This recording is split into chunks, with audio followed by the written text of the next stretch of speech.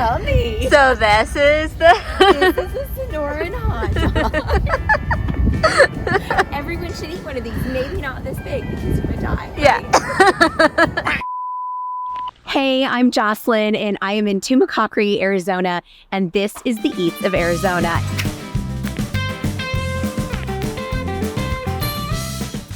This is very special to me because I grew up in southwestern Arizona in Tucson. So this is one of my favorite places. The Santa Cruz Chili and Spice Company is awesome for southwestern flavors, Mexican flavors, Sonoran desert stuff, things you're not going to find anywhere else. They have these great spice mixes. Literally walk up to the door and you can smell the spices wafting out like 15, 20 feet away. It's such a great experience. But lucky for the rest of us who don't live here or can't visit often enough to refill our spices, they also ship and you can get all sorts of good stuff online. So while we're talking about Sonoran food, let's talk about the Sonoran Hot Dog. In my opinion, the Sonoran Hot Dog blows New York and Chicago dogs out of the water. This thing is amazing. It's like a perfect marriage of American pork and bright, flavorful Mexican flavors. It's just, so good. Anyway, it is quite simply, or not so simply, a hot dog wrapped in bacon because bacon makes everything better. And then there's onions, pinto beans, there's jalapeno salsa, there's green onions. Did I say that already? I don't know. There's this whole mess of flavors on top, stuffed into that lovely little hot dog bun. And it is something you are not going to get anywhere else. And you are a meat eater, this is something you have to try. There are a couple of places that are well known for it. One actually got a James Beard Award. Can you imagine James Beard for hot dogs, right? I really like BK because that's where I went when I was younger, I guess. You'll be able to find it and you will be so glad you did. Also, since I'm here and Mark and the boys are not here, there is mad amounts of green jealousy coming from my husband from far away. I can feel it while I'm here because Sonoran hot dogs are absolutely one of his favorites. Something else that's quite indicative of southwestern foods is Frybread. Frybread is really indicative of southwestern culture. The native peoples, you'll find Frybread. The Hopis make it, the Navajo. You'll find great Frybread at like the cultural centers for Native people. Also, sometimes at the San Javier Mission between Tucson and Green Valley. That's where I used to get it as a kid all the time. It's this kind of fluffy bread. It's fried. It's like a flatbread that puffs up when it's fried, I think. I don't know quite how to describe it best. Often you'll get it just plain or with honey sometimes in the mornings. I feel like that's what I ate as a child. But it'd also sort of be like its own little plate for taco stuff on top. You'll get lettuce and meats and cheeses and things like that.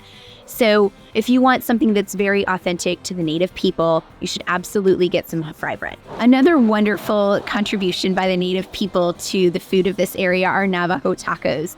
Navajo Tacos can sort of seem like the Frybread things with the taco stuff on top, but they're a lighter, crispier version of that bread. It's not really the same sort of texture and things. I guess the best way I can describe it is it's sort of similar to those puffy tacos you get in San Antonio. I mean, maybe that's the worst way to describe it, but they're really great tacos. And one of my all-time favorite foods from the Sonoran Southwest region. And I mean, it's Mexican food, but it changes a little bit as you go around this area. You'll find different versions of pozole. Pozole typically is either red or green.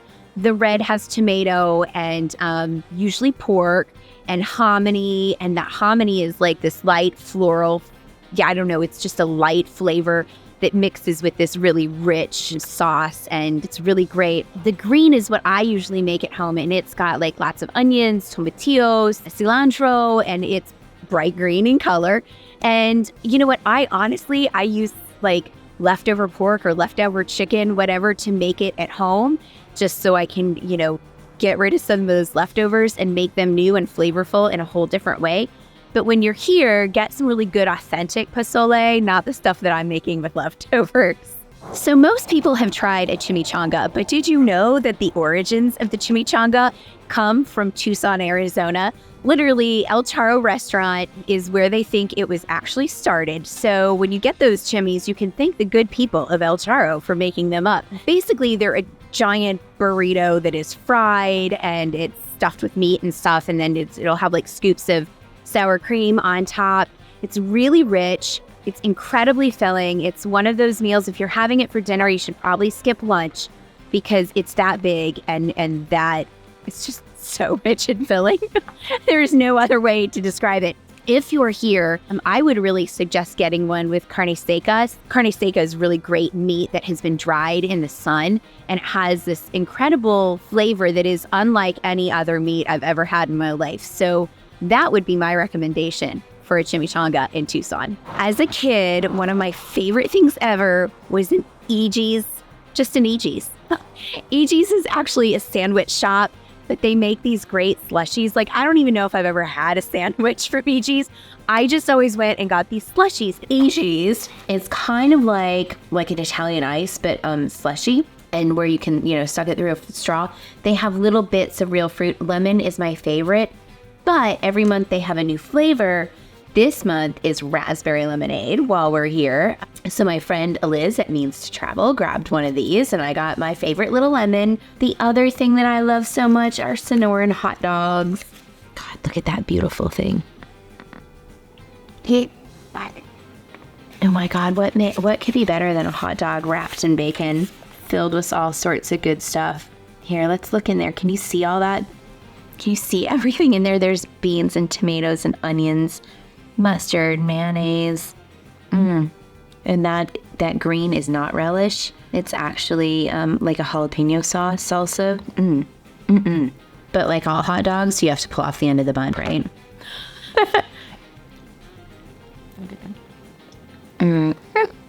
So good. It's just so good. Mark is jealous right now. EG started out of a food truck in like the early 70s, and my parents moved here about then. So it's always kind of been just part of my Arizona life. And they're not really outside the city of Tucson. I think you can occasionally get them if you're at an event sort of place in like Green Valley or maybe Sahuarita or something like that. But man, EG's. So I would not be a very kind person if I didn't warn you that when you're in this area, you absolutely need to stay hydrated. And I'm not just talking about great cocktails that you can get down here. You really need to drink tons of water. And there is just absolutely no humidity in this air unless it's monsoon season. So those of you from like, New Orleans, Charleston, Savannah, those like really wet places, you're going to die here. You absolutely have to stay hydrated. You will feel it in the air. You'll feel the dust in your throat. Make sure you're drinking a lot of water while you're here. So in this beautiful desert, prickly pear grows all over the place. And of course, the native people of this region have always used prickly pear in foods. My favorite way to use prickly pear is in margarita, because why not? Tequila, prickly pear, it's just awesome. And it's this great, beautiful color. And I actually just bought this prickly pear margarita mix at Santa Cruz Chili Company because it's not something I can get in Illinois where I live. So absolutely pick some of this up. It's really tasty. Prickly pear is sweet. It's got a little bit of a tang to it, and it's got this beautiful color. And I feel like my sisters, when they were little, my mom would like make lemonade and put a little prickly pear juice in there just to make it this fun, fruity color, and they loved it.